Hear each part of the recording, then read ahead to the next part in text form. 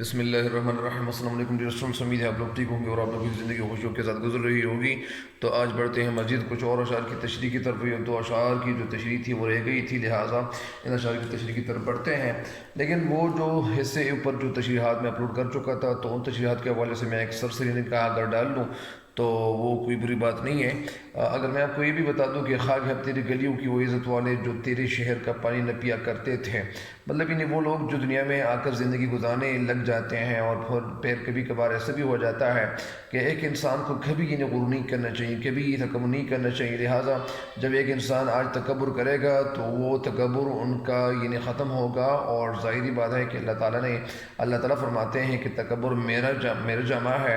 اور میری چادر ہے، اور جو چادر مجھ سے لوگ اگر دور کرنے کی کوشش کرے گا، چھیننے کی کوشش کرے گا، سرکنے کی کوشش کرے گا، تو میں ان کو اس غرور کے ساتھ ان کو تکبر کے ساتھ میں ختم کر لوں گا۔ بہرحال اس شعر کی تشریح یہ بھی تھی کہ جو تیرے شعر کا پن پیا کرتے تھے، لہٰذا کبھی کبھار ایسے بھی ہو جاتا ہے کہ لوگوں کو عزت کرنی چاہیے اور بے عزتی کسی کی نہیں کرنی چاہیے۔ لہٰذا ایک انسان کو اگر اللہ تعالیٰ نے طاقت دی تو اس طاقت کا اچھا مظاہرہ کرنا چاہیے، اچھے اظہار کرنا چاہیے۔ اس طاقت کی وجہ سے کسی کو قتل نہیں کرنا چاہیے، کسی کو دکھ نہیں دینا چاہیے، کسی کو تکلیف نہیں دینا چاہیے۔ لہٰذا ہر انسان کو انسان کی نظر سے دیکھنا چاہیے۔ اسی وجہ سے شعر کا مطلب یہاں پہ یہ ہے کہ یہ ایک وقت تھا کہ یہ لوگ ان کی قدر نہیں کرتے تھے اور اب لوگ ان کی قدر کرنے لگ گئے ہیں۔ ایک مطلب تو اس کا یہ ہے۔ دوسرا مطلب اس کا یہ بھی ہے کہ کبھی کبھار شعر کہتے ہیں کہ ایک وقت تھا کہ یہ جو محبوب تھا، محبوب کیا تھا، محبوب کا حسن جو تھا، تو محبوب کا حسن ایسا مطلب زیادہ ہو گیا ہے، اور اب وہ لوگ جب یہاں پہ وہ پانی پینے کے لیے نہیں آتے تھے، اب وہ لوگ پانی پینے کے لیے نہیں بلکہ یہاں پہ قدم رنجی کے لیے یہاں پہ آتے ہیں۔ مطلب اب یہ ان گلیوں میں ادھر ادھر پھرتے رہتے ہیں۔ بہرحال ان اشعار کی تشریح تو ہو گئی تھی، لیکن ایک دفعہ پھر میں بتانا چاہ رہا تھا۔ اب یہ دوسرا شعر جو تھا، اب تو انسان کی عظمت بھی کوئی چیز نہیں، لوگ پتھر کو خدا مان لیا کرتے تھے۔ اس شعر کا مطلب یہ ہے کہ انسان کو انسان کی نظر سے دیکھنا چاہیے، انسان کو عظیم کہنا چاہیے، اور نہ صرف انسان کو عظیم کہنا بلکہ ان کی عزت بھی کرنی چاہیے۔ ان کا ایک مرتبہ اللہ تعالیٰ نے ان کو دے رکھا ہے، لہٰذا ہم انسان کو انسان کی نظر سے دیکھیں گے۔ مطلب ایک شعر ہے کہ ہیں لوگ وہی جہاں میں اچھے آتے ہیں جو کام دوسروں کے۔ ایک شعر اور ہے کہ رکھتے ہیں جو اوروں کے لیے پیار کا جذبہ، وہ رکھتے ہیں جو اوروں کے لیے پیار کا جذبہ، وہ لوگ کبھی ٹوٹ کر بکھرا نہیں کرتے۔ اور ایک شعر اور ہے، تیسرا شعر یہ ہے کہ اپنے لیے تو سب ہی جیتے ہیں اس جہاں میں، اپنے لیے تو سب ہی جیتے ہیں اس جہاں میں، ہے زندگی کا مقصد اوروں کے کام آنا۔ بہرحال مطلب اس کا یہ ہے کہ انسان کو عظیم کہنا چاہیے اور انسان کی قدر کرنی چاہیے، کیونکہ انسان کو جب انسان کی طرف سے تکلیف ملے گی، لہٰذا یہ اچھی بات نہیں ہوتی ہے، اللہ تعالیٰ بھی اس پہ ناخوش ہوتا ہے۔ لہٰذا لوگ پتھر کو خدا مان لیا کرتے تھے، اور ہر انسان کی قدر کرنی چاہیے۔ آج بہت سارے لوگ ایسے بھی ہیں، بہت سارے جو اسٹوڈنٹس ہیں، جو طلباء ہیں، ان کے ذہن میں جو بڑے ہیں ان کی قدر و قیمت وہ اتنی نہیں ہے جو پہلے تھیں۔ اگر یہ جو آج کل جو بچے ہیں، اگر یہ سرکش ہیں، نافرمان بن جاتے ہیں، تو آپ یقین کریں کہ جب یہ نافرمان بن جاتے ہیں تو ان بچوں کے بھی بچے پیدا ہو جائیں گے، ایک وقت آنے والا ہے، لہٰذا وہ بچے بھی ان کی قدر نہیں کریں گے، کیونکہ جیسا کرو گے ویسا بھرو گے، جس طرح آپ خود کرتے ہو وہی آپ کے ساتھ ہو کر رہے گا۔ یہ کبھی ایسا نہیں ہے کہ یہ اللہ تعالیٰ نے یہ دنیا بنائی ہے، یہ دنیا انسان نے نہیں بنائی، اور یہ دنیا اللہ تعالیٰ نے بنائی ہے، لہٰذا انسان کو انسان کی قدر کرنی چاہیے۔ اگر انسان کی قدر نہیں کرے گا، انسان کی عزت نہیں کرے گا، تو پھر آنے والے لوگ بھی ان کی عزت نہیں کریں گے۔ بہرحال ان اشعار کی تشریح تو مکمل ہو گئی ہے۔ دوستو اب مجھے گردن زدنی کہتے ہو۔ گردن زدنی کا مطلب یہاں پہ یہ ہے کہ گردن اڑانا، قتل کرنا۔ تم وہی ہو کہ میرے زخم سیا کرتے تھے۔ اس شعر کا جو مفہوم ہے وہ یہ ہے کہ دوستو اب میں واجب القتل ہو گیا ہوں، حالانکہ تم وہی لوگ ہو جو میرے زخم سیا کرتے تھے، تم وہ لوگ ہو جو میرے زخموں پہ مرہم پٹی کرتے تھے اور میرا خیال رکھتے تھے۔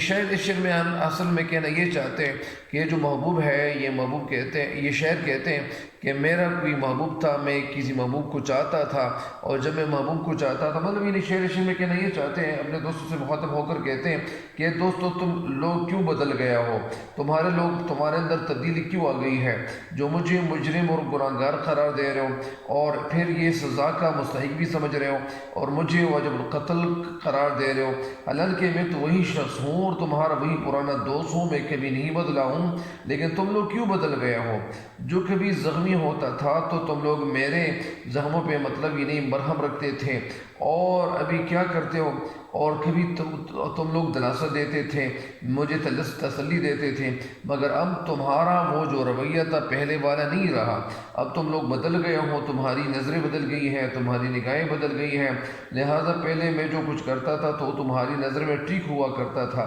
مگر اب وہ چیز تمہاری نظر میں مطلب یعنی تم ان کو جرم قرار دے رہے ہو، لہٰذا مجھے مجرم سمجھ کر تم واجب القتل قرار دے رہے ہو۔ اس کا ایک مطلب تو یہ بھی ہے کہ اصل میں کبھی کبھار یعنی ایسا بھی ہوتا ہے کہ جو محبوب ہوتا ہے، شاید عاشق کو یہ ایسا ہوتا ہے کہ عاشق محبوب کو چاہے گا، لہٰذا کچھ دوست ایسے بھی ہوتے ہیں اپنے اس دوست کو کہہ دیں کہ یار اس کام سے باز آ جاؤ، یہ اچھا کام نہیں ہے، اور اگر اب تم محبوب کے ساتھ محبت کرو گے تو محبت نہیں کرنی چاہیے، لہٰذا محبت میں لوگ ناکامی ہو جاتے ہیں، لوگ ان کو یعنی بہت ساری باتیں کہتے ہیں، لہٰذا یہاں شعر کہتے ہیں کہ کبھی کبھار دوست آج کل جو دوست ہیں یعنی کہتے ہیں کہ ان دوستوں کے اندر جو تبدیلی آ گئی ہے، یہ تبدیلی تو پہلے نہیں تھی، پہلے یہ میرے دوست ہوا کرتے تھے اور میرے زخموں پہ مرہم پٹی رکھتے تھے اور میرا خیال رکھتے تھے، لیکن اب یہ دوست پتہ نہیں بدل کیوں گئے ہیں، لہٰذا یہ دوستوں سے گلہ شکوہ کر رہے ہیں، فریاد کر رہے ہیں، اور یہ کیوں کر رہے ہیں؟ تو یہ اس شعر کی تشریح مکمل ہو گئی ہے۔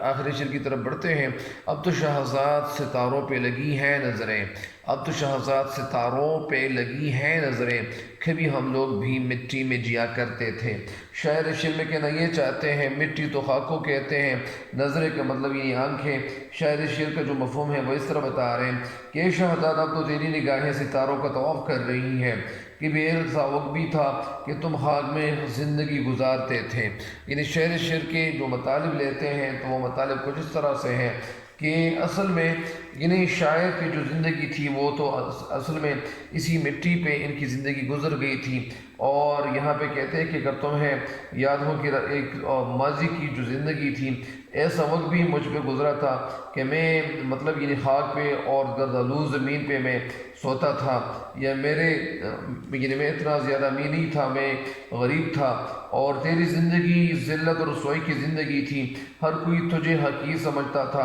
اور تجھ کو یعنی تجھ سے لوگ نفرت کرتے تھے، مگر اب وہ زمانہ اب وہ وقت بدل گیا ہے، اور وہ جو قصے تھے جو کہانیاں تھیں وہ ختم ہو گئی ہے، اب تو اس قابل ہو گیا ہے کہ تو ستاروں پہ بھی کمند ڈال سکتا ہے۔ مطلب اس شعر کا یہ ہے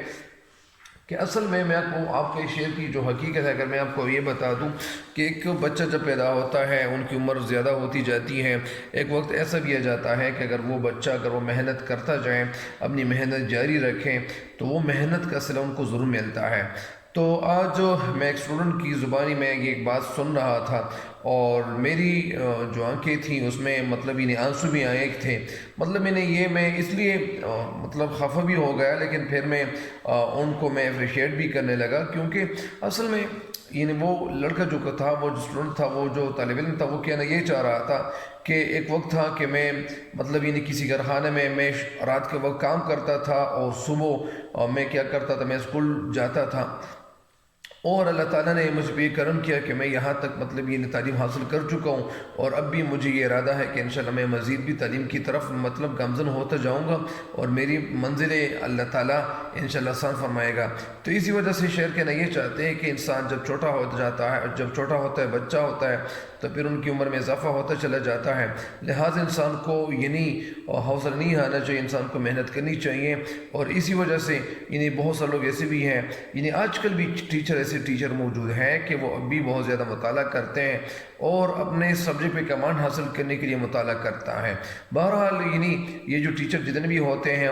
یہ سارے کے سارے یعنی جب وہ کلاس جاتے ہیں تو کلاس جانے سے پہلے وہاں وہ اپنی مکمل بھرپور تیاری کرتے ہیں اور مکمل تیاری کے ساتھ وہ وہاں پہ کلاس لینے جاتے ہیں. لہٰذا لیکن آج کل جو اسٹوڈنٹس ہیں، کچھ اسٹوڈنٹس ایسے بھی ہیں کہ وہ اپنی منزل سے بے خبر ہے. لہٰذا ان کو اپنی منزل کا پتہ ہونا چاہیے اور پتہ چلانا چاہیے کہ میری منزل کون سی ہے، اور اپنی منزل کی جانکاری جب ان کے ذہن میں ہو، ان کے ذہن میں جب وہ سما جائے تو ظاہری بات ہے کہ وہ کامیابی سے کوئی روکنے والا ان کا نہیں ہوگا. اسی وجہ سے انسان کو یہ محنت کرنی چاہیے. جب انسان محنت جاری رکھے تو ایک وقت ایسا آئے گا کہ یہ محنت کا جو صلہ ہے ان کو مل جائے گا، محنت کا پھل ان کو مل جائے گا. لہٰذا انسان کو کبھی حوصلہ نہیں آنا چاہیے. جس طرح یہاں شہزاد جو شاعر ہے ان کو جو ترقی مل گئی تھی، لہٰذا ہر انسان کی قسمت میں ترقی لکھی ہوئی ہوتی ہے، لیکن انسان کو محنت کرنی چاہیے. بہرحال اس شعر کی تشریح مکمل ہو گئی ہے. تب تک کے لیے دیجیے گا مجھے اجازت. اللہ نگہبان.